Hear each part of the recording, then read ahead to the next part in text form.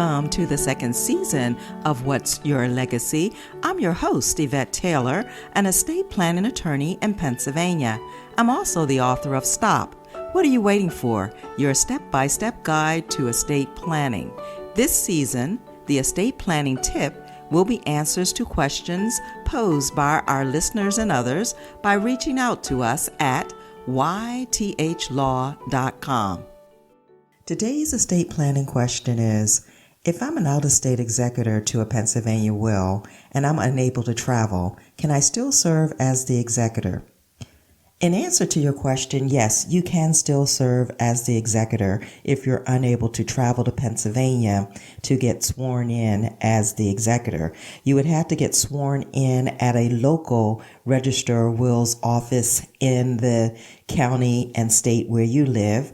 It would have to be coordinated with the Register of Wills office in Pennsylvania, and all of the information and forms will be sent to your local Register of Wills office to facilitate getting you appointed. So don't fear, you will still be able to serve as the executor. We just have to get you sworn in at your local office. So thank you so much for that question. We'll now proceed with our interview. During the pandemic resulting from COVID-19, we are, for health and safety reasons, interviewing our guests remotely so we can continue to keep you informed and enlightened on the incredible legacies each of our guests represent. And today's guest is Angel Shannon, who is currently the CEO of Seva Health Group. She's a board-certified adult geriatric nurse practitioner specializing in functional medicine and integrative health for adults and seniors. Drawing upon over 25 years of experience in chronic disease care and personal study of mind-body medicine, Angel takes a uniquely integrative approach to preventive health care. She has worked at a number of leading healthcare institutions, including Johns Hopkins Hospital, University of Maryland Medical Center, and United Healthcare. We're actually very delighted to have Angel with us today, and during our particular health crisis, I'm sure we'll get some tips on how to stay healthy. Angel, welcome to What's Your Legacy? It's a pleasure to have you. Thank you so much, Yvette. It's a pleasure to be with you and an honor, truly an honor to be able to speak with you today.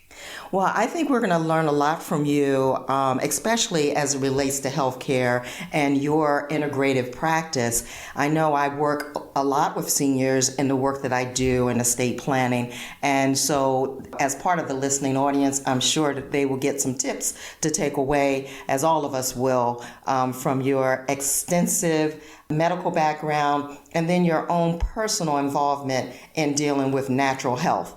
So before we talk about some of those things, we want to learn a little bit about you. Can you tell us about where you grew up and your educational background? Absolutely. So yes, I grew up in Long Island, New York. For the most part, we kind of started off in Brooklyn, then we moved to Queens, and then eventually out to Long Island, where my mother and sisters and some family members still live. I'm a proud product of public schools, and I graduated high school about a year early. Decided after high school I wanted to pursue a career in law, so I'd gone to St. John's University in Queens, and somewhere within that experience decided, I don't think law is going to be what I'm going to do. I think I want to pursue education in medicine. So I finished off my study at St. John's, and then I pursued nursing back out on Long Island. And shortly after my nursing, after I graduated nursing school, then moved to Baltimore, Maryland, where I started my career. Oh, that's wonderful. And when you talk about your educational background, and especially St. John's University, my youngest daughter is currently matriculating at St. John's. Obviously, for this semester, she's doing it online. And I even like the fact that you said you started in one particular area of interest and have since changed to something else. that'll be a motivation for her, because she has also made some changes in what she wanted to do. And I also said to her, it's early in your education, and a lot of us are still trying to figure out what we want to do. So sometimes young people think they need to know exactly. So it'll be interesting for her to hear from you that particular experience. So thank you for that. Sure, you're welcome. Yeah, and then, you make a very good point, because, our lives are tapestries. We weave experiences together, we weave knowledge together, and careers are always just multifaceted. We bring so many of our educational experiences and life experiences into careers, and I think it just enriches the career choice even more. And what specifically made you go into a career as a nurse practitioner once you changed it and decided to go that route? That's an interesting question. And so just a little backstory. So as I said, I graduated nursing school in 1995. My initial training allowed me to work in areas that really excited me. I loved the excitement of the ICU, the ER, the trauma. It prepared me, as you said, to work in some of the best hospitals in the country: Hopkins, University of Maryland, shock trauma. And then I went into community and home health, worked for the Visiting Nurses Association. So I saw things up close and personal, family dynamics and such, an exciting career. But the thing about it is, it prepared me to do work that I really, really enjoyed, but it was very limited in scope. So, as much as I loved bedside nursing, the fact of the matter is, as a registered nurse at the undergraduate level, so at the baccalaureate level, you really follow doctor's orders. So I knew that at some point, advanced practice nursing, which means a graduate degree, a master's or a doctorate degree, would have to be the path that I would go. And I knew that it would change everything, because I'd be able to decide whether or not someone needed to be put on a medication, or whether or not I could try a more holistic approach. So all of those years at the bedside, seeing people, seeing health disparities and witnessing health disparities, and knowing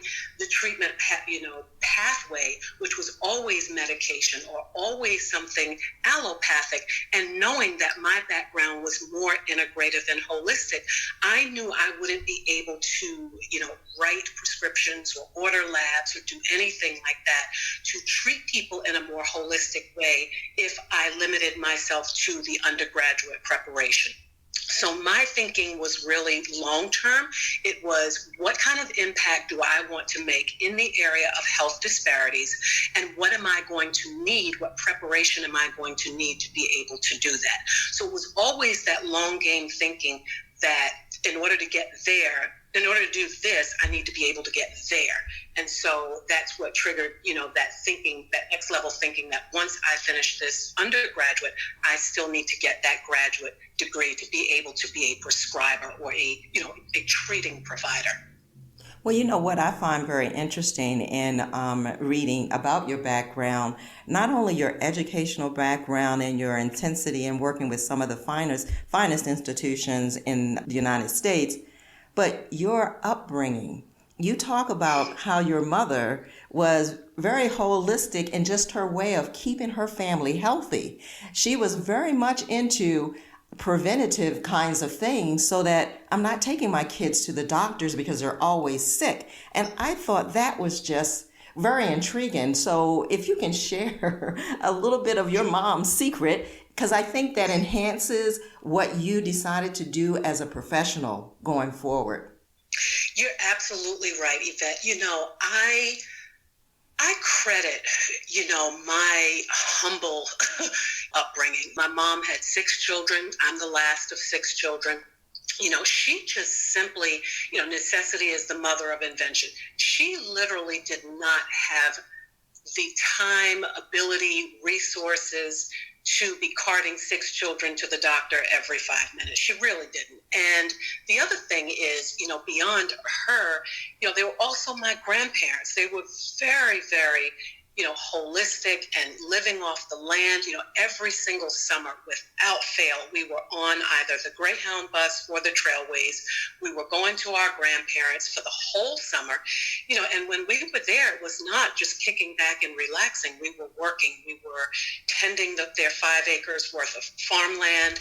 We were washing clothes by hand. We were caring for the animals, the chickens, and all.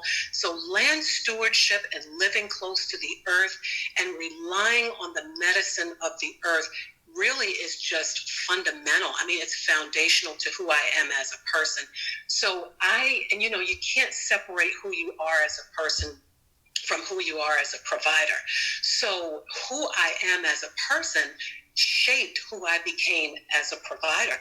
My mother, as I said, she just, from brewer's yeast to raw honey to, you name it, rose water for her beauty regimen, you name it. My mother has a treatment for it. We're working together now to kind of archive some of these, things that she's taught me over the years and to preserve this for posterity. But my mother really is the first medicine woman I've ever known. And I'm delighted by the amount of wisdom that she's poured into all of us. But I think I kind of picked it up a little bit more over the years, and how it's just shaped my whole life, my perspective on health and healing and medicine. You have to definitely share that information and knowledge. So I do hope you write a book or put it out there in some way, because those holistic approaches do keep you away from having to have numerous doctor's visits, and preventative medicine is just so important. I know one of the other things that you mentioned, and I can remember seeing that in the medicine cabinet, cod liver oil. And I thought, what? But that was that was a remedy for a lot of things, and once again, it was very natural to be able to have things like that. So kudos to you for making sure that you capture your mother's legacy, and for us and for all of those who use your services. Now, what actually made you now are CEO of Seva Health Group? What made you decide to start your own kind of health entity, and tell us a little bit about Seva Health Group? Absolutely. So Seva is a Sanskrit term which means to serve. And one thing I know about you, Yvette, is that you also practice yoga. So from yoga that yoga is more than just the exercises or the postures that we do, but it's a whole system of medicine. And part of that system of medicine is the act of seva, which means to serve without expectation of reward. And as I said, I come from a long line of farmers, gardeners, land stewards. And so it was important to me to develop a practice that is rooted first and foremost in service, in human service. When I studied, part of my education also outside of allopathic medicine is yoga therapy. And I studied and earned my 250-hour certification a number of years ago. It was about an 18-month-long program. And part of that training included service in the community. And, again, going back to the visiting nurses work, and it just brought all of that to mind. And I said to myself, I want it is important to me as a provider to live the work that I do and live the education that I provide. It is not enough for me to just pull out guidelines from the CDC or anybody else and not be doing the things that I am encouraging my patient population to do. You don't have to worry about practicing what you preach if you only preach what you practice, right? Mm-hmm. So for me, I try to practice what I preach, and I want to be of good service. That being said, having come out of nurse practitioner at graduate school, I realized that it was work. The way that we were working was not sustainable. And when I say that, I say seeing 25 to 30 patients a day, coming home exhausted, fatigued, never being able to spend quality time with my children, being up all night looking at lab results and all this. And I said, I did not go through all of that to come out and be unhealthier than the population of people that I serve. So it was rooted in service, but also in my own personal long game. I know that I'm in this for the long haul. I have to be able to sleep. I have to be able to rest. You mentioned writing. I write. I love writing. I've been writing since I was probably about 6 years old, and I am working on my own book and my creative work and my memoir. I have to be able to do that. So I had to create a business, a practice that would allow me to preserve myself, because you can't pour from an empty cup. I need to be able to finish at a decent hour. I need to be able to have weekends to myself, to my children. I need to be able to write from a place of honesty and authenticity. I'm not going to write a book to tell people to live better, healthier lives if I'm not doing that myself. I think that all by itself is a disservice. So that was sort of the motivation in a nutshell as to how, SIVA was born. And I'm really proud of the fact that given all of the, and you know what it takes, you're a business owner yourself, that I've maintained a lifestyle through these growing stages that I'm proud of, that allows me to still do my work, but be authentic in that work and preserve the lifestyle that I need, that I know I need to have for myself as well.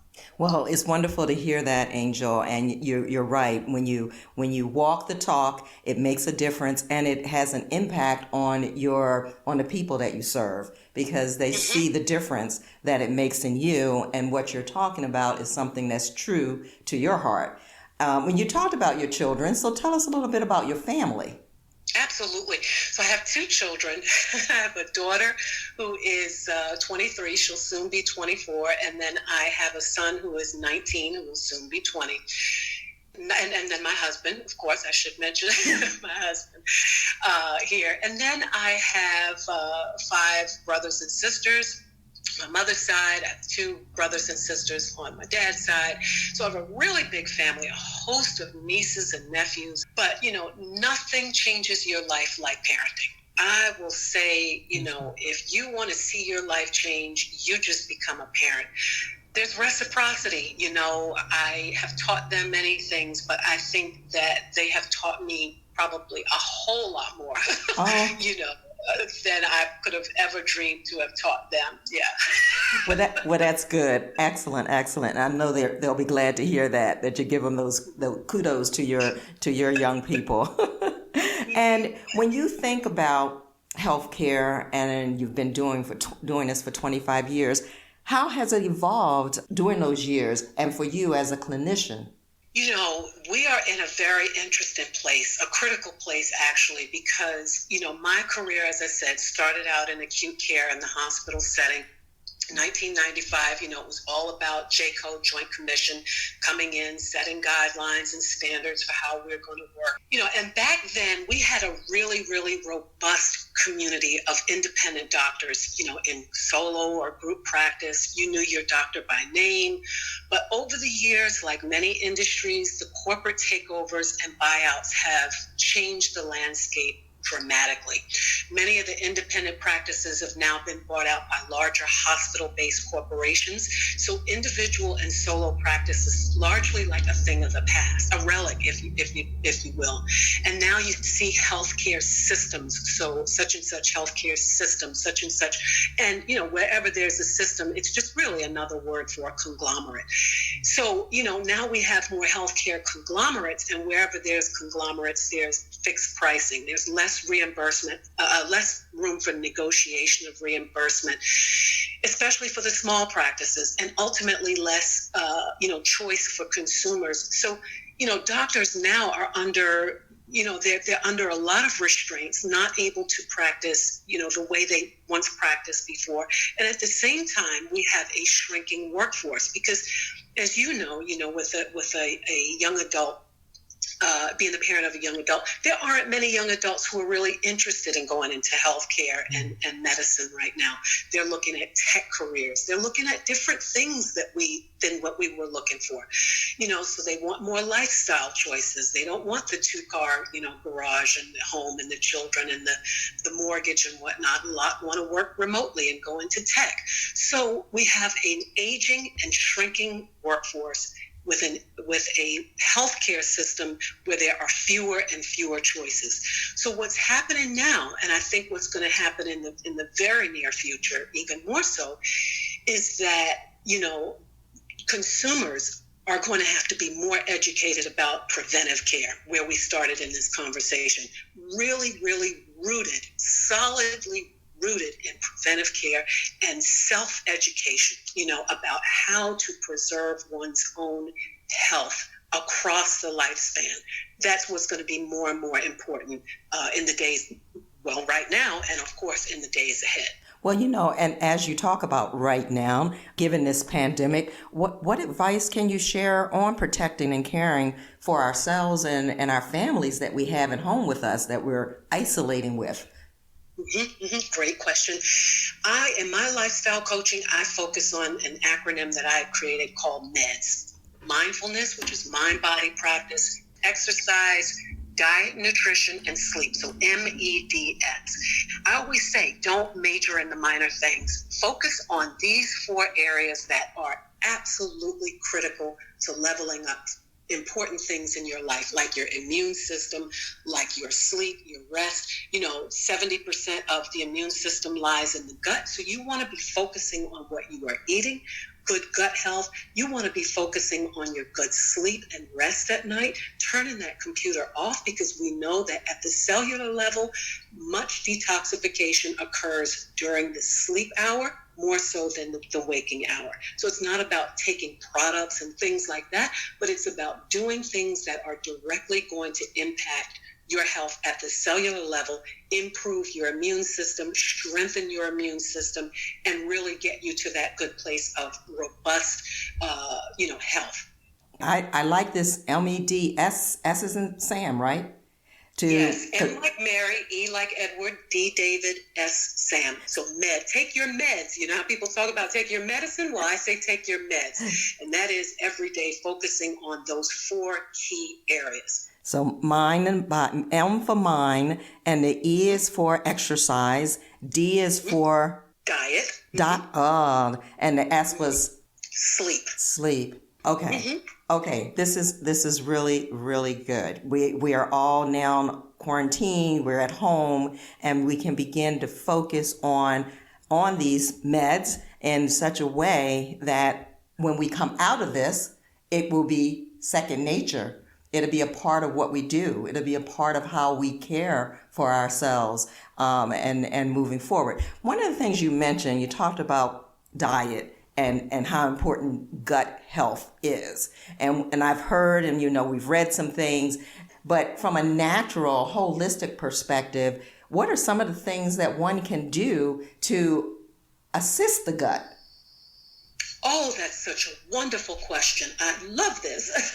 So gut health, it goes back to thinking about what you're taking in. Okay, so if you've got to think about, we're all living on a budget, you're going food shopping, you want to look at things that are going to directly impact the gut in the way of slowing down or eliminating inflammation. Okay, so inflammation, lots of research out there, inflammation leads to disorders like diabetes, heart disease, stroke, cancers, things like that.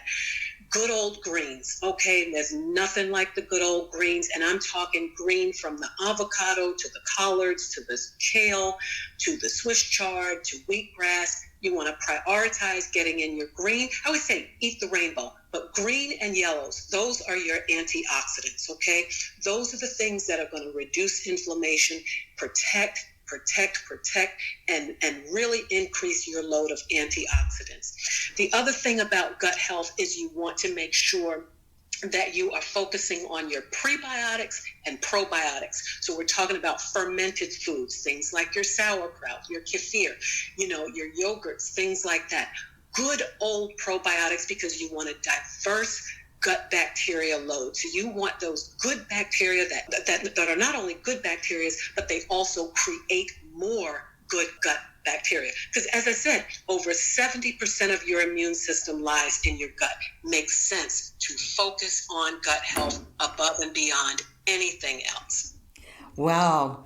Angel, you are chock full of information and it is just amazing. And at a time like this, I think people would want to reach out to you or be able to access your website. So do provide us with a way to access your website where there's wonderful information and we can stay connected with you as you write your books and you preserve your memoirs, and especially as you document the medicine cabinet of your mother.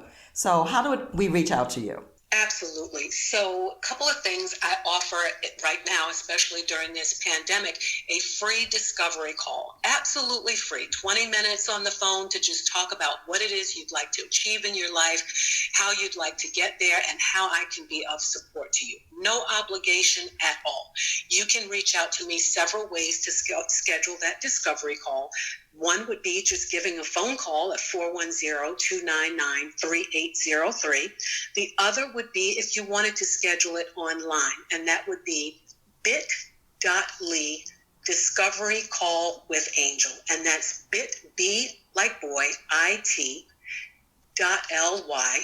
the little backslash, and then discovery call with Angel. The last option is if you'd like to just visit me on my website. There's a whole lot of directional information there for leaving a message for me and scheduling the call. And that's at www.sevahealthgroup.com. Seva, S-E-V-A, healthgroup.com. And if all else fails, just reach out on the phone at 410-299-3803. Well, thank you. I want to thank you, Angel, for taking time out of your busy day to be with us on What's Your Legacy and share such critical information at a time when it's so needed. You have been an inspiration to me, to my sister. That's how I met Angel. And I want our audience to know that you will be an inspiration to them when they reach out to you. So thank you. Thank you for being on What's Your Legacy. Thank you so much, Yvette. Thank you for the wonderful work that you are doing as well. It's an honor and a privilege. Thank you so very much for letting me share this time with you and your listeners. Thank you for listening to What's Your Legacy. I look forward to you sharing the information with your friends. I look forward to you subscribing to What's Your Legacy and encouraging your friends to do the same thing. So feel free to reach out to ythlaw.com. We look forward to hearing from you because What's Your Legacy is all about you. This podcast is informational only and is not intended as legal advice.